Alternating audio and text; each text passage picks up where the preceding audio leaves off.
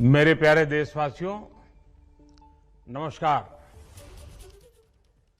आज देव दीपावली का पावन पर्व है।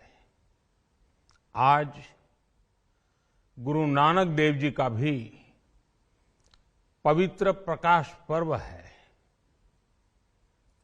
मैं विश्व भर में सभी लोगों को और सभी देशवासियों को इस पावन पर्व पर हार्दिक बधाई देता हूं। ये भी बहुत सुखद है कि 1.5 साल के अंतराल के बाद करतारपुर साहिब कॉरिडोर अब फिर से खुल गया है। साथियों, गुरु नानक जी ने कहा है, बीच दुनिया सेवी कमाइए त दरगिही बेसन पाइए।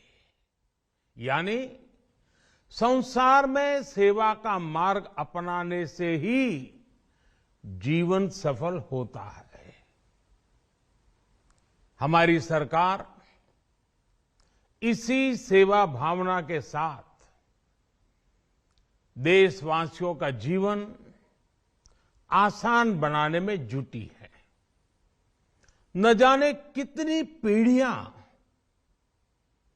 जिन सपनों को सच होते देखना चाहती थी, भारत आज उन सपनों को पूरा करने का भरपूर प्रयास कर रहा है। साथियों, अपने 5 दशक के सार्वजनिक जीवन में मैंने किसानों की परेशानियों को, उनकी चुनौतियों को बहुत करीब से देखा है, महसूस किया है। इसलिए जब देश ने मुझे 2014 में प्रधानमंत्री के रूप में सेवा का अवसर दिया, तो हमने कृषि विकास, किसान कल्याण को सर्वोच्च प्राथमिकता दी। साथियों, इस सच्चाई से बहुत लोग अनजान हैं कि देश के 100 में से 80 किसान छोटे किसान हैं। उनके पास 2 हेक्टेयर से भी कम जमीन है। आप कल्पना कर सकते हैं, इन छोटे किसानों की संख्या 10 करोड़ से भी ज्यादा है। उनकी पूरी जिंदगी का आधार यही छोटी सी जमीन का टुकड़ा है। यही उनकी जिंदगी होती है। और इस छोटी सी जमीन के सहारे ही वो अपना और अपने परिवार का गुजारा करते हैं। पीढ़ी दर पीढ़ी परिवारों में होने वाला बंटवारा इस जमीन को और छोटा कर रहा है। इसलिए देश के छोटे किसानों की चुनौतियों को दूर करने के लिए हमने बीज, बीमा, बाजार और बचत, इन सभी पर चौतरफा काम किया। सरकार ने अच्छी क्वालिटी के बीज के साथ ही किसानों को neem coated urea, soil health card, micro irrigation जैसी सुविधाओं से भी जोड़ा। हमने 22 करोड़ सॉइल हेल्थ कार्ड किसानों को दिए और इस वैज्ञानिक अभियान के कारण एग्रीकल्चर प्रोडक्शन भी बढ़ा। साथियों, हमने फसल बीमा योजना को अधिक प्रभावी बनाया। उसके दायरे में ज्यादा किसानों को लाए। आपदा के समय ज्यादा से ज्यादा किसानों को आसानी से मुआवजा मिल सके, इसके लिए भी पुराने नियम बदले। इस वजह से बीते 4 साल में 1 लाख करोड़ रुपए से अधिक का मुआवजा हमारे किसान भाई बहनों को मिला है। हम छोटे किसानों और खेत में काम करने वाले श्रमिकों तक बीमा और पेंशन की सुविधाओं को भी ले आए। छोटे किसानों की जरूरतों को पूरा करने के लिए सीधे उनके बैंक खातों में 1,62,000 करोड़ रुपए ट्रांसफर किए, सीधे उनके खाते में। साथियों, किसानों को उनकी मेहनत के बदले उपज की सही कीमत मिले, इसके लिए भी अनेक कदम उठाए गए। देश ने अपने रूरल मार्केट इंफ्रास्ट्रक्चर को मजबूत किया। हमने एमएसपी तो बढ़ाई ही, साथ ही साथ रिकॉर्ड सरकारी खरीद केंद्र भी बनाए। हमारी सरकार द्वारा की गई उपज की खरीद ने पिछले कई दशकों के रिकॉर्ड तोड़ दिए हैं। देश की 1000 से ज्यादा मंडियों को ई नाम योजना से जोड़कर हमने किसानों को कहीं पर भी अपनी उपज बेचने का एक प्लेटफॉर्म दिया। और इसके साथ ही देश भर की कृषि मंडियों के आधुनिकीकरण पर भी हमने करोड़ों रुपए खर्च किए। साथियों, आज केंद्र सरकार का कृषि बजट पहले के मुकाबले 5 गुना बढ़ गया है। हर वर्ष 1.25 लाख करोड़ रुपए से अधिक कृषि पर खर्च किए जा रहे हैं।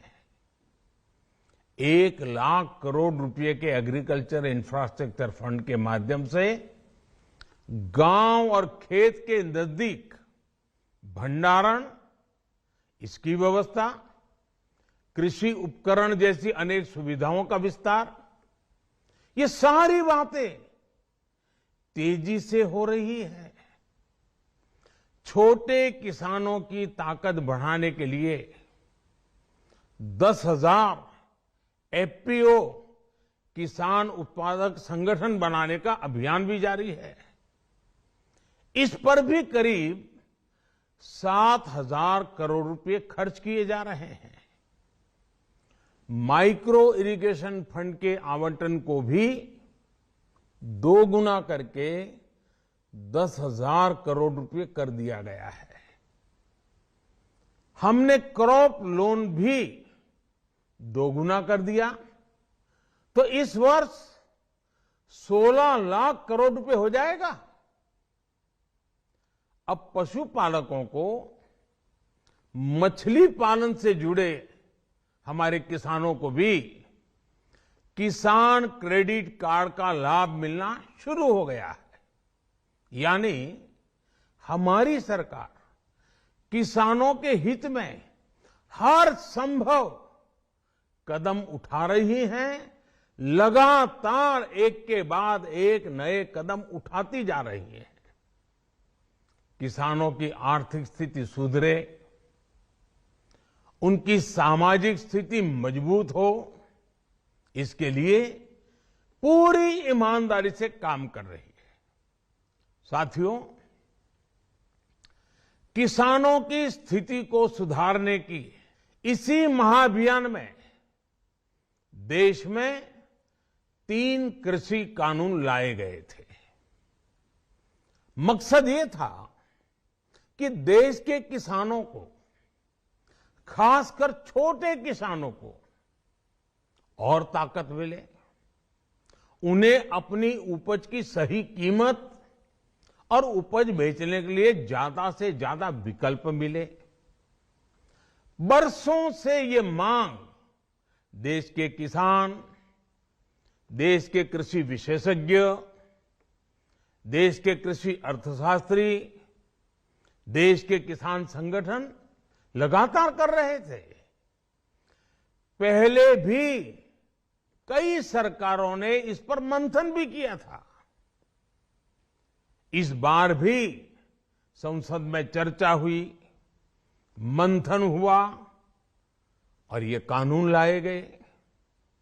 देश के कोने कोने में कोटि कोटि किसानों ने, अनेक किसान संगठनों ने इसका स्वागत किया, समर्थन किया। मैं आज उन सभी का बहुत बहुत आभारी हूं, धन्यवाद करना चाहता हूं। साथियों, हमारी सरकार किसानों के कल्याण के लिए, खासकर छोटे किसानों के कल्याण के लिए, देश के कृषि जगत के हित में, देश के हित में, गांव गरीब के उज्जवल भविष्य के लिए पूरी सत्यनिष्ठा से, किसानों के प्रति पूर्ण समर्पण भाव से, नेक नियत से ये कानून लेकर आई थी। लेकिन इतनी पवित्र बात, पूर्ण रूप से शुद्ध किसानों के हित की बात, हम अपने प्रयासों के बावजूद कुछ किसानों को समझा नहीं पाए। भले ही किसानों का एक वर्ग ही विरोध कर रहा था, लेकिन फिर भी ये हमारे लिए महत्वपूर्ण था। कृषि अर्थशास्त्रियों ने, वैज्ञानिकों ने, प्रगतिशील किसानों ने भी उन्हें कृषि कानूनों के महत्व को समझाने का भरपूर प्रयास भी किया। हम पूरी विनम्रता से, खुले मन से उन्हें समझाते रहे। अनेक माध्यमों से व्यक्तिगत और सामूहिक बातचीत भी लगातार होती रही। हमने किसानों की बातों को, उनके तर्क को समझने में भी कोई कोर कसर बाकी नहीं छोड़ी। कानून के जिन प्रावधानों पर उन्हें ऐतराज था, सरकार उन्हें बदलने के लिए भी तैयार हो गई। 2 साल तक हमने इन कानूनों को सस्पेंड करने का भी प्रस्ताव दिया। इसी दौरान ये विषय माननीय सर्वोच्च न्यायालय के पास भी चला गया। ये सारी बातें देश के सामने है, इसलिए मैं इनके अधिक विस्तार में नहीं जाऊंगा। साथियों, मैं आज देशवासियों से क्षमा मांगते हुए सच्चे मन से और पवित्र हृदय से कहना चाहता हूं कि शायद हमारी तपस्या में ही कोई कमी रही होगी, जिसके कारण दिए के प्रकाश जैसा सत्य कुछ किसान भाइयों को हम समझा नहीं पाए। आज गुरु नानक देव जी का पवित्र प्रकाश पर्व है। ये समय किसी को भी दोष देने का नहीं है। आज मैं आपको, पूरे देश को ये बताने आया हूं कि हमने 3 कृषि कानूनों को वापस लेने का, रिपील करने का निर्णय लिया है। इस महीने के अंत में शुरू होने जा रहे संसद सत्र में, इसी महीने में, हम 3 कृषि कानूनों को रिपील करने की संवैधानिक प्रक्रिया को पूरा कर देंगे। साथियों, मैं आज अपने सभी आंदोलनरत किसान साथियों से आग्रह कर रहा हूं, आज गुरु पर्व का पवित्र दिन है। अब आप अपने अपने घर लौटे, अपने खेत में लौटे, अपने परिवार के बीच लौटे। आइए एक नई शुरुआत करते हैं, नए सिरे से आगे बढ़ते हैं। साथियों, आज ही सरकार ने कृषि क्षेत्र से जुड़ा एक और अहम फैसला लिया है।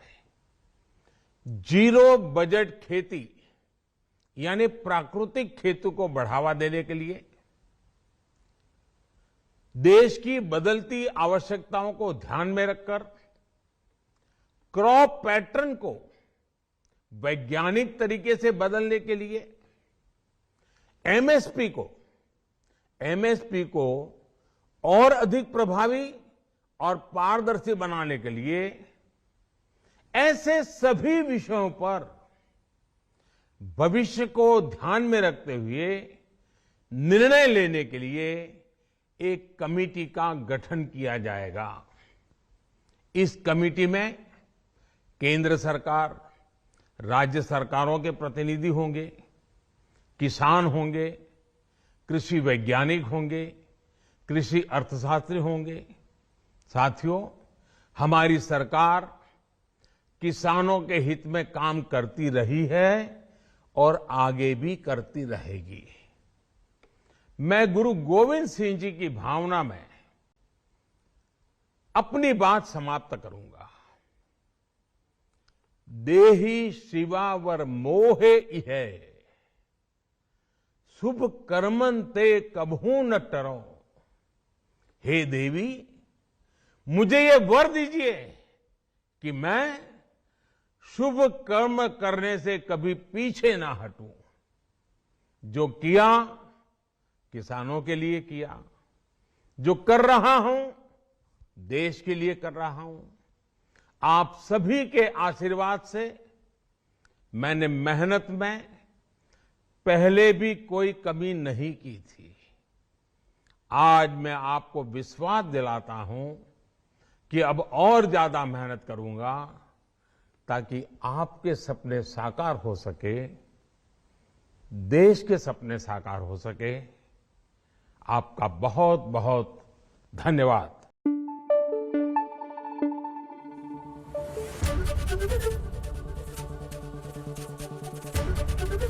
एबीपी न्यूज आपको रखे आगे।